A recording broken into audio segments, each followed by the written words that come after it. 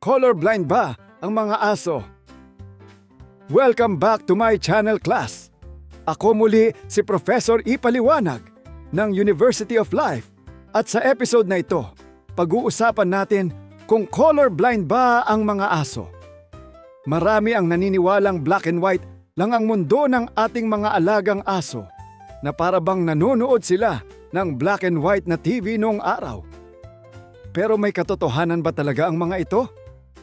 Kaya class, alamin natin ang totoong siyensya sa likod ng paningin ng mga aso. Dito sa The Taglish Explainer.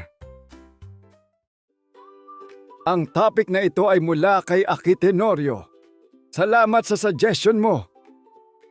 Simulan natin sa tanong na madalas lumalabas sa usapan ng mga pet owners. Colorblind ba talaga ang mga aso? Ang maikling sagot ay oo, pero hindi sa paraang iniisip ng karamihan.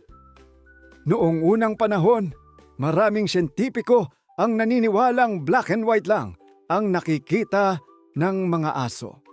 Dahil limitado ang teknolohiya noon, iyon ang naging popular na paniniwala sa loob ng maraming taon. Hanggang sa dumating ang mas modernong pag-aaral tungkol sa kanilang mata at kung paano ito tumatanggap ng liwanag. Dito natuklasan na hindi pala puro itim-puti at iba't ibang shade ng gray ang kanilang mundo. Ang sikreto ay nasa maliliit na cells sa retina na tinatawag na cones. Ang cones ang responsable sa pagkilala ng iba't ibang kulay. Tayong mga tao ay may 3 klase ng cones, kaya nakakakita tayo ng napakaraming kulay. Ang mga aso naman ay may 2 klase lamang ng cones.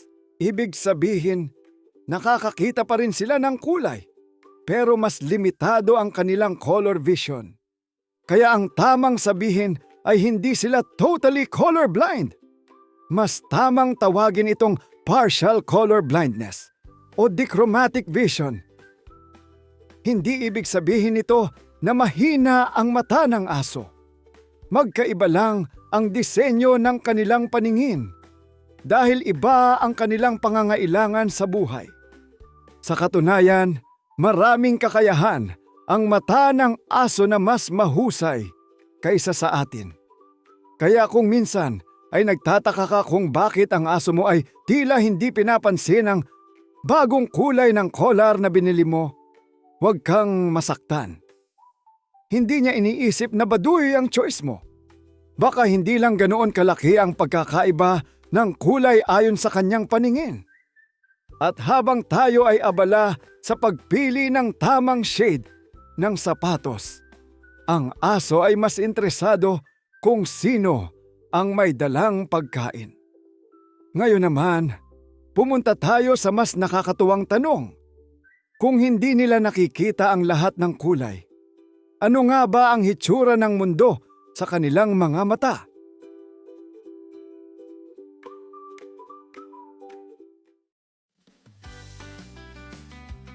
Ito ang bahagi na madalas ikagulat ng maraming tao. Ang mga aso ay pinakamalinaw na nakakakita ng mga kulay na nasa blue at yellow na bahagi ng spectrum. Ang mga kulay na pula, orange at karamihan ng green ay hindi nila nakikita sa parehong paraan ng tao.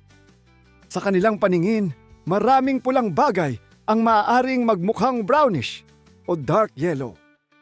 Ang ilang green naman ay maaaring magmistulang yellowish o kulay abo depende sa liwanag. Kaya isipin mo ang isang damuhan na may pulang bola. Sa mata natin, kitang-kita ang matingkad na pulang bola. Sa mata ng aso, hindi ganong kalakas ang kontrast nito laban sa damo. Kaya kung gusto mong mas madali niyang makita ang laruan habang nasa damuhan, mas magandang pumili ng kulay blue o yellow. Kaya pala maraming trainers at manufacturers ng dog toys ang gumagamit ng blue at yellow sa kanilang mga produkto. Hindi ito dahil uso ang kombinasyong iyon. Mas madali itong makita ng maraming aso habang naglalaro. Ngunit hindi lang kulay ang ginagamit ng aso sa paghahanap ng bagay. Napakalaki ng papel ng kanilang pangamoy. Sa katunayan, ang ilong ng aso ang tunay na superstar ng kanyang katawan. Kahit hindi niya agad makita ang laruan, madalas ay maaamoy niya ito sa loob lamang ng ilang sandali. May isa pang kakaibang katangian ng kanilang mata. Mas mahusay silang makakita kapag madilim. Mas marami silang rod cells sa retina na tumutulong sa pag-detect ng liwanag at galaw. Mayroon din silang espesyal na layer sa likod ng mata na tinatawag na tapetum lucidum. Ito ang dahilan kung bakit tila kumikislap ang kanilang mga mata kapag natapatan ng ilaw sa gabi. Dahil dito, mahusay silang makakita sa madaling araw, dapit hapon at gabi.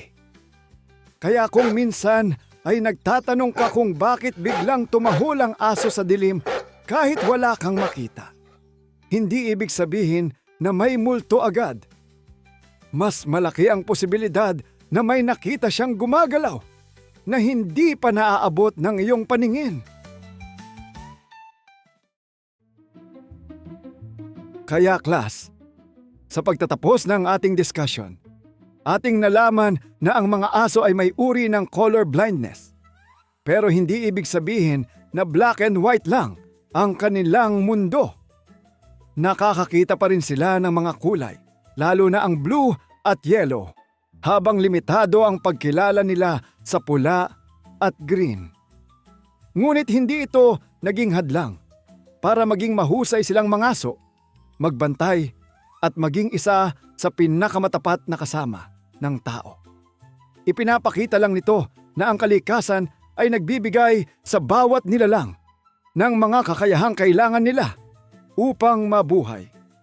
Kaya sa susunod na bibili ka ng laruan para sa iyong aso, tandaan mo, baka hindi ang pinakamakulay ang pinakamaganda para sa kanya, kundi ang pinakamadali niyang makita, maamoy at mahabol. Tandaan nating hindi nasusukat sa dami ng kulay na nakikita ang husay ng isang nilalang. Minsan, ang mga kakayahang hindi natin napapansin ang siyang tunay na dahilan kung bakit sila napakahusay sa kanilang ginagawa. Hanggang sa susunod na episode class, at ipaalam sa comments kung ano pa ang gusto ninyong ipaliwanag natin sa susunod.